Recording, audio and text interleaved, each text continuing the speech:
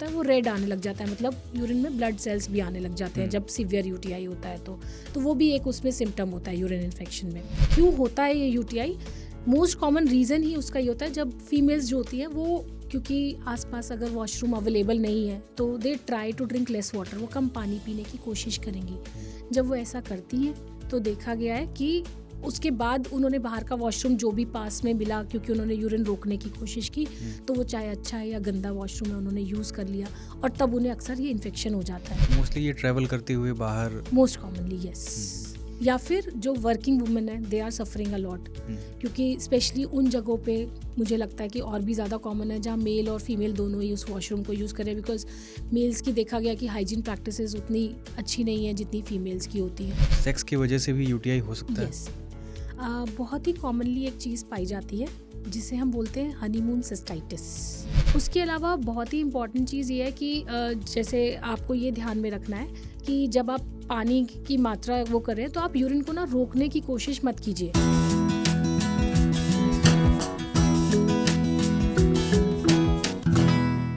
नमस्कार, मैं हूं अतुल। स्वागत है आपका आज तक रेडियो के weekly health podcast hello doctor में। कुछ बीमारियां ऐसी होती हैं जिनके इलाज के बारे में हमें बार बार जागरूक होना बेहद ज़रूरी है। उन्हीं में से एक बीमारी है यूटीआई, यूरिनरी ट्रैक्ट इन्फेक्शन, यानी पेशाब नली में इन्फेक्शन। इसके बारे में, इस बीमारी के बारे में, इसके लक्षण के और इसके इलाज के बारे में जानने के लिए हमने आज बुलाया है डॉक्टर श्वेता मेंदिरत्ता को। यूटीआई क्या है, इससे कैसे बचा सकता है, आज हम यही समझेंगे। स्वागत है मैम आपका। नमस्कार। पहले तो मैं शुक्रिया करूंगी अतुल जी आपका, मुझे यहाँ बुलाने के लिए आज तक रेडियो पे, और मुझे आपका ये आज तक रेडियो का कंसेप्ट बहुत ही खूबसूरत लगा। Thank you ma'am. सबसे पहले जो यूटीआई के बारे में हम बात करें, यूटीआई का एक्चुअल जो फुल फॉर्म होता है वो होता है यूरिनरी ट्रैक्ट इन्फेक्शन। आपने गायनेकोलॉजिस्ट को शायद इसलिए चूज़ किया बुलाने के लिए इस टॉपिक पर, क्योंकि ये जो प्रॉब्लम है वो बहुत ही कॉमन महिलाओं में पाई जाती है।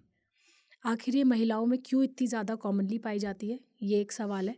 इससे पहले मैम, अगर हम ये पूछें कि इस यूरिनरी ट्रैक्ट इन्फेक्शन को थोड़ा आप समझा सकें, क्योंकि इसके लक्षण इतने कॉम्प्लेक्स होते हैं कि लोग समझ नहीं पाते हैं कि ये पेशाब नली का इन्फेक्शन है कि ब्लैडर में कोई दिक्कत है या किडनी में कोई बीमारी तो नहीं हो गई है। सो जो हमारा यूरिनरी ट्रैक्ट इन्फेक्शन में, यूरिनरी ट्रैक्ट का क्या मतलब होता है, ये सबसे पहले इम्पॉर्टेंट है। सो जो पेशाब का जो रास्ता होता है, वो पेशाब सबसे पहले बनता कहाँ से है? वो बनता है किडनी से, है ना। तो किडनी जो होती है वो दो होती है हमारी बॉडी के अंदर, विच इज़ जो देखा गया है कि जब जैसे कि बाई प्रोडक्ट होता है वो यूरिन जब बनता है वहाँ से, तो वो ट्रैवल करता है towards the bladder through the ureters के थ्रू। अब ब्लैडर जो होता है वो एक थैली है जो स्टोर कर रही है इस यूरिन को जी। उसके बाद जो जब बॉडी से बाहर निकलना है इसी पेशाब को, तो वो यूरेथ्रा के थ्रू निकलती है। तो इस पूरे ट्रैक्ट को जो है हम यूरिनरी ट्रैक्ट बोलते हैं। इसको डिवाइड भी किया गया है कुछ लोगों ने, upper urinary tract infection, lower urinary tract infection में। तो सिम्टम्स जो होंगे, मतलब जो इंसान आपके पास जब हमारे पास आता है किसी भी सिम्टम्स के साथ में यूटीआई के, तो वो हमेशा अलग होंगे डिपेंडिंग ऑन उसको कहाँ से ये ओरिजिन हो रहा है इन्फेक्शन। तो जैसे कि अगर यूरेथ्रल इन्फेक्शन सिर्फ हुआ उसको, यूरेथ्राइटिस, तो उस टाइम पे उसको सिर्फ जलन होगी या फिर उसको डिस्चार्ज सा हो रहा होगा हल्का सा। अगर यही पेशाब की थैली का होगा तो बहुत ही सीवियर जलन होएगी, उसको जल्दी जल्दी यूरिन आ रहा होगा। अगर यही किडनी का इन्फेक्शन हो रहा होगा एट द सेम टाइम, तो पाइलोनेफ्राइटिस बोलते हैं उसको, तो उसके अंदर इंसान को कपकपी के साथ फीवर आ सकता है। ये जलन तो एक जो है कॉमन लक्षण हो गया। ये डिहाइड्रेशन में भी आ सकता है। कैसे इनको डिफरेंशिएट करेंगे? अगर ये डिहाइड्रेशन से ही जलन हुई होती तो इंसान खूब सारा पानी पी ले और वो 2 मिनट में ठीक हो जाएगी। तो डिहाइड्रेशन से जलन इतनी ज़्यादा रिलेटेड नहीं है जितनी ज़्यादा यूटीआई से वो जलन रिलेटेड होती है। क्योंकि यूजुअली होता क्या है कि जब क्यों होता है ये यूटीआई, मोस्ट कॉमन रीज़न ही उसका ये होता है, जब फीमेल्स जो होती हैं वो, क्योंकि आसपास अगर वॉशरूम अवेलेबल नहीं है तो they try to drink less water, वो कम पानी पीने की कोशिश करेंगी। जब वो ऐसा करती हैं तो देखा गया है कि उसके बाद उन्होंने बाहर का वॉशरूम जो भी पास में मिला, क्योंकि उन्होंने यूरिन रोकने की कोशिश की, तो वो चाहे अच्छा है या गंदा वॉशरूम है उन्होंने यूज़ कर लिया और तब उन्हें अक्सर ये इन्फेक्शन हो जाता है। तो सबसे बड़ा कारण यही है कि जो बाहर के घर के वॉशरूम से इसका मतलब यूटीआई नहीं होता है, आप ये कह रही हैं? घर के वॉशरूम से यूटीआई तभी होगा अगर घर में किसी और को वो इन्फेक्शन है, उसने आपका बाथरूम यूज़ किया और आपने बिना क्लीन किए वही वॉशरूम को यूज़ कर लिया तो मोस्टली ये ट्रैवल करते हुए बाहर। Most commonly yes. या फिर जो वर्किंग वुमेन है they are suffering a lot, क्योंकि स्पेशली उन जगहों पे मुझे लगता है कि और भी ज़्यादा कॉमन है जहाँ मेल और फीमेल दोनों ही उस वॉशरूम को यूज़ करें, बिकॉज मेल्स की देखा गया कि हाइजीन प्रैक्टिसेस उतनी अच्छी नहीं है जितनी फीमेल्स की होती हैं। नहीं, उनके ऑर्गन भी अलग हैं। करेक्ट, डेफिनेटली, क्योंकि मेल्स का जो रास्ता है वो लंबा होता है एज कम्पेयर टू फीमेल्स का जो यूरेथ्रा है वो काफ़ी छोटा होता है and it is very close to बाकी के रास्ता, जैसे जो उनका पॉटी का रास्ता है, जो वजाइना है, तो सारे रास्ते आसपास हैं। तो उसमें क्या होता है कि इन्फेक्शन अगर वेजिनाइटिस भी हुआ है तो उसके चलते वो असेंड हो सकता है और वो यूरिन का इन्फेक्शन भी मेल क्या साइमल्टेनियसली हो थोड़ा जाता है ज़्यादा प्रोटेक्टेड है कंपैरेटिवली। यस यूटीआई से? Yes, because of the longer उनका जो बना एनाटमी बनी हुई है उसकी वजह से यूरेथ्रा की। हम मैम यूटीआई के एक और कारणों पर जाएं तो इसके अलावा और क्या कारण हो सकते हैं? क्या सेक्स की वजह से भी यूटीआई हो सकता है? यस, बहुत ही कॉमनली एक चीज़ पाई जाती है जिसे हम बोलते हैं हनीमून सिस्टाइटिस। आखिर ये हनीमून सिस्टाइटिस क्या है वो बहुत ही लोगों को शायद अभी तक भी नहीं पता है। जब यूजुअली जब फीमेल्स मैरिड होती हैं वो घूमने जाती हैं, अगेन उसमें देखा गया कि फ़र्स्ट टाइम इंटरकोर्स हो रहा है तो उसके अंदर their organs are very sensitive और वो हाइड्रेशन भी उतनी अच्छी नहीं हो पाती है उस टाइम पे बिकॉज ट्रैवल कर रही होती है। तो it has been found that during their honeymoon phase most of the women उनको देखा गया कि उनको यूरिन का इन्फेक्शन प्रेसिपिटेट हो जाता है। तो it is not just because of sex की वो हुआ, it is more because of first time जैसे इंटरकोर्स हुआ तो उनके ऑर्गन सेंसिटिव है या फिर डिहाइड्रेटेड थी, बाहर का वॉशरूम यूज़ किया और उनको ये प्रॉब्लम प्रेसिपिटेट हो गई। अगेन इसमें ये भी पाया गया है कि अगर हस्बैंड को सपोज इन्फेक्शन है और वो उसको पता नहीं चला infection and then they if they have intercourse होता है तो भी उन्हें इन्फेक्शन होने के चांसेस होते हैं। आप कह रहे थे कि हाइड्रेशन मेंटेन नहीं हो पाता है। हाइड्रेशन कितना कारगर है यूटीआई से? अगर आपको यूटीआई से बचने के लिए और यूटीआई आपको हो गया है अगर, पानी पीना और भाई इसके साथ ये भी बताइएगा कि इस हाइड्रेशन को और डिहाइड्रेशन को पहचानने के लिए हम इसको कैसे जान सकते हैं? क्योंकि कई बार जलन पेशाब का कलर देखना इतना वो नहीं होता है, इतना फ्रीक्वेंटली लोग नहीं नोट कर पाते हैं। सो चाहे हम प्रिवेंशन की बात करें या ट्रीटमेंट की बात करें, दोनों ही केसेस में कहा गया है कि कम से कम 3 से 4 लीटर्स एक फीमेल को ज़रूर पानी की जो है उनकी खपत उतनी होनी चाहिए एक दिन के अंदर। सो मैं अपने पेशेंट्स को यूजुअली क्या बोलती हूँ, स्पेशली उन लेडीज़ को जिनको बार बार यूटीआई होता है, तो मैं उनको बोलती हूँ कि आप अपने घर में 3 1-1 लीटर की बॉटल को मॉर्निंग में ही भर लीजिए। मॉर्निंग में जब उन्होंने 3 1-1 लीटर की बॉटल भरी तो मैं कहती हूँ 2.5 लीटर तो आप कोशिश कीजिए कि शाम के 6 बजे तक आप पूरी तरह से पी लीजिए। उसके जो 500 ml बचा है वो रात को आप एक लिमिटेड क्वांटिटी में पीजिए, क्योंकि इससे क्या होता है कि दे स्टे क्वाइट हाइड्रेटेड और रात को अगर हम ब्लैडर को ओवर फिल कर लेते हैं, है ना, और फिर ओवरनाइट हम यूरिन नहीं गए तो वो फिर स्टैसिस हो जाता है। यूरिन स्टैसिस का मतलब रुक जाता है थैली के अंदर, पेशाब की थैली के अंदर। अगेन इट माइट कॉज उनको रिकरेंट यूरिनेशन के लिए रात को उठना पड़ सकता है, तकलीफ हो सकती है। सो जो मैक्सिमम कंजम्पशन है it should be by the evening hours before 6 PM। सो वो उनको बहुत हेल्प करता है यूटीआई से प्रिवेंट करने में भी। और अगर किसी को यूरिन इन्फेक्शन हो भी गया है तो भी 3 to 4 litres is quite good enough उस यूरिन इन्फेक्शन को क्लियर कई बार करने लोग के लिए। ज़्यादा पीने लगते हैं क्योंकि ऐसा भी मानते हैं कि बैक्टीरिया लोड जो है वो कम होता है। इसमें क्या मिथ है? यूटीआई में ज़्यादा पानी पीना चाहिए? बिल्कुल, ज़्यादा मतलब 3 to 4 लीटर्स। एक इंसान को, एक फीमेल को जो ज़रूरत है पानी की वो 3 to 4 लीटर्स है।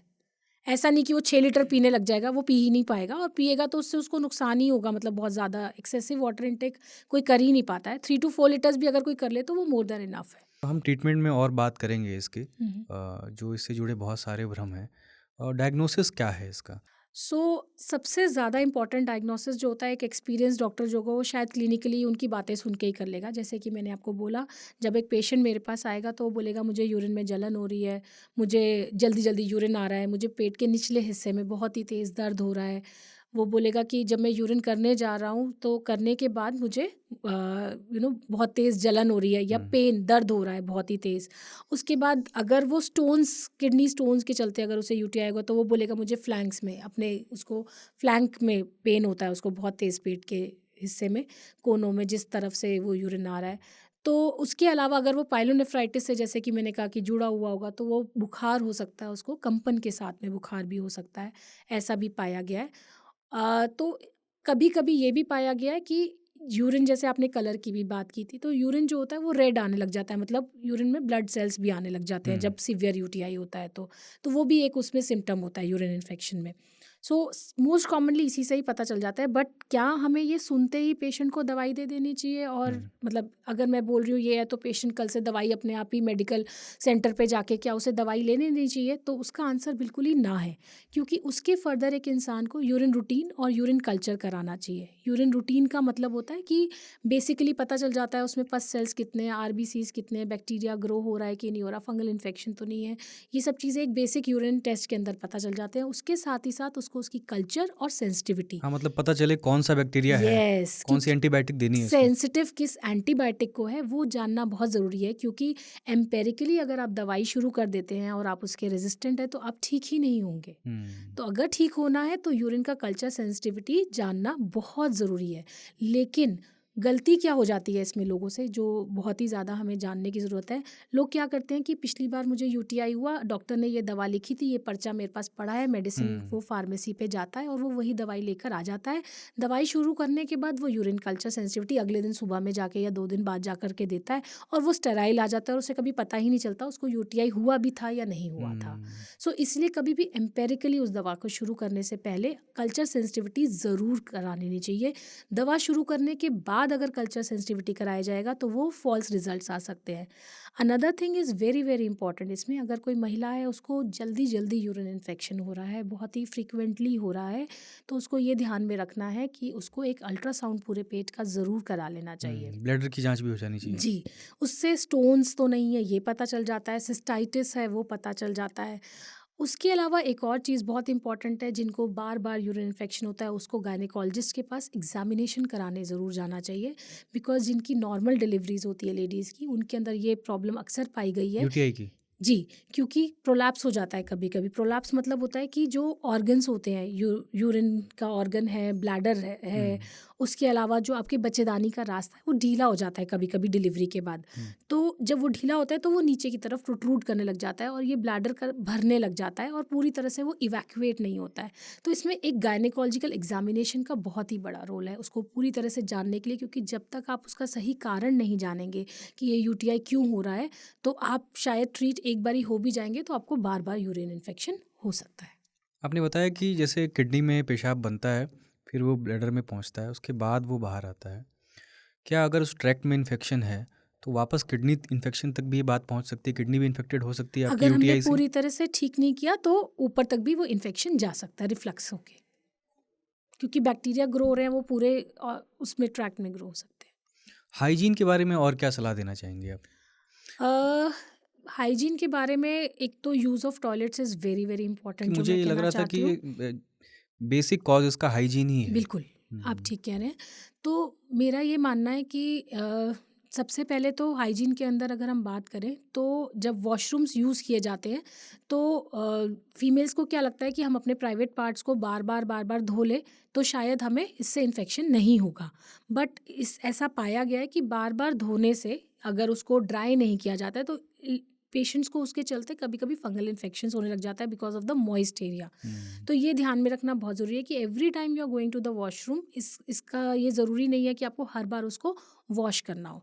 दूसरी चीज़ है कि लोग जैसे आजकल वजाइनल वॉशेज़ आ गए हैं, इंटीमेट वॉशेज़ आ गए हैं, वी वॉश आ गया है, तो लोग उसका ना यूज़ थोड़ा ओवर यूज़ करने लग गए हैं।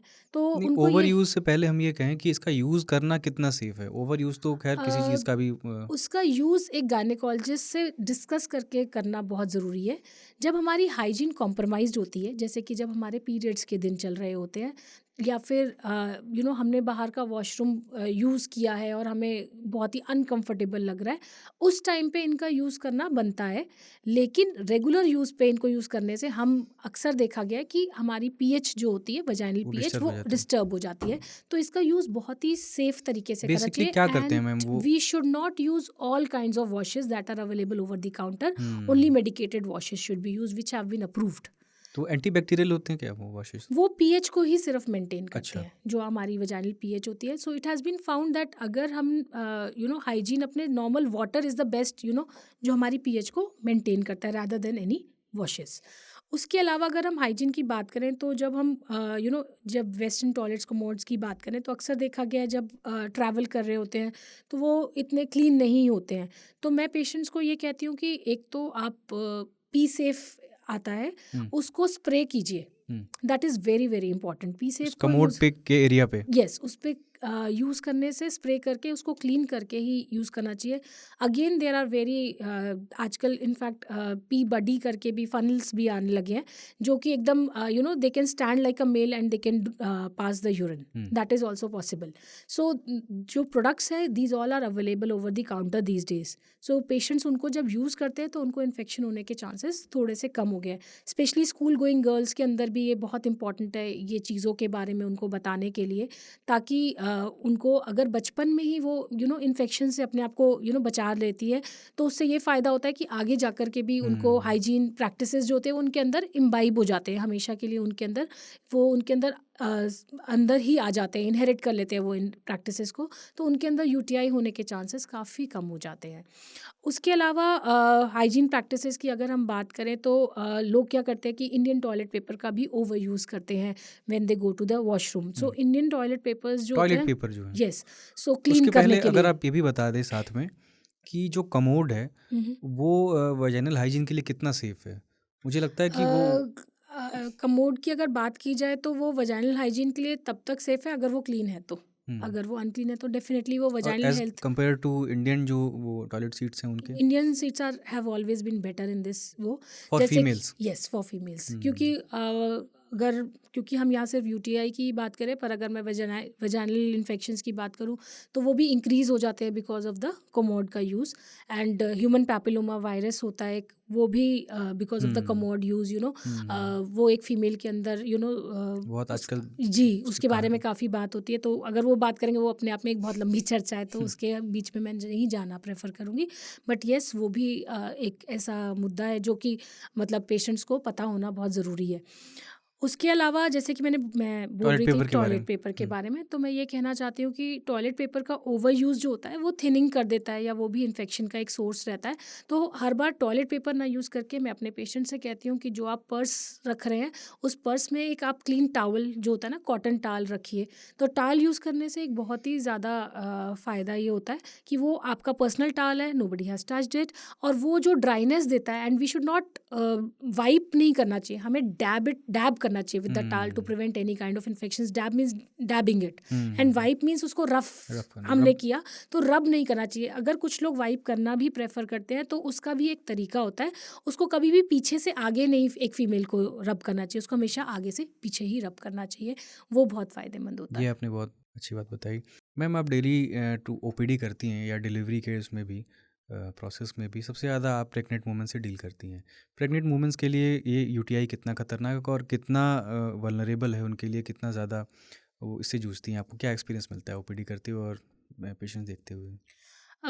जैसे कि हमने बात की कि यूटीआई जो होता है वो किन में कॉमन होता है, तो डेफिनेटली आप हमने बोला था कि कोमोड्स के यूज़ में, ट्रैवलिंग के टाइम पे या बाहर के वॉशरूम्स यूज़ करने की वजह से होता है। तो एक चीज़ है जिस चर्चा को हम नहीं की है, और अब आपने क्योंकि ये बात प्रेग्नेंट वुमन की छेड़ी तो मैं ये बताना चाहूँगी कि diabetic woman, immuno compromise woman, it has been found कि उनमें यूरिन इन्फेक्शन का रिस्क काफ़ी ज़्यादा होता है। और अगर हम प्रेगनेंसी की बात करें तो प्रेगनेंसी भी एक इम्यूनो कॉम्प्रोमाइज स्टेट ही एक होती चीज़ है। और इसमें मेनोपॉज भी जोड़ दीजिए। डेफिनेटली येस, बट मेनोपॉज में यूटीआई के चांसेस जो होते हैं ज़्यादा होता है, उसकी पैथोलॉजी इज़ इंटायरली डिफरेंट। वो हार्मोन्स की डेफिशिएंसी की वजह अच्छा। से होती है, जो ईस्ट्रोजन प्रोजेस्टेरोन जो होता है उसमें जब डिप्लीट हो जाता है तो थिनिंग ऑफ द सरफेस की वजह से उसमें यूटीआई के चांसेस बढ़ जाते हैं। अगेन इम्यूनो कॉम्प्रोमाइज की बात करें तो प्रेगनेंसी भी अपने आप में एक इम्यूनो कॉम्प्रोमाइज सिचुएशन होती है। तो डेफिनेटली येस, एसिम्प्टोमेटिक बैक्टीरिया बोला जाता है कि वो बहुत ही ज़्यादा कॉमन होता है प्रेगनेंसी के अंदर, जिसमें ये पाया गया है कि हम रूटीनली जब यूरिन रूटीन कराते हैं तो उनके अंदर पेशेंट को कोई सिम्टम नहीं होगा, बट उनके अंदर अक्सर देखा गया है कि बैक्टीरिया ग्रो हो रहे होते हैं।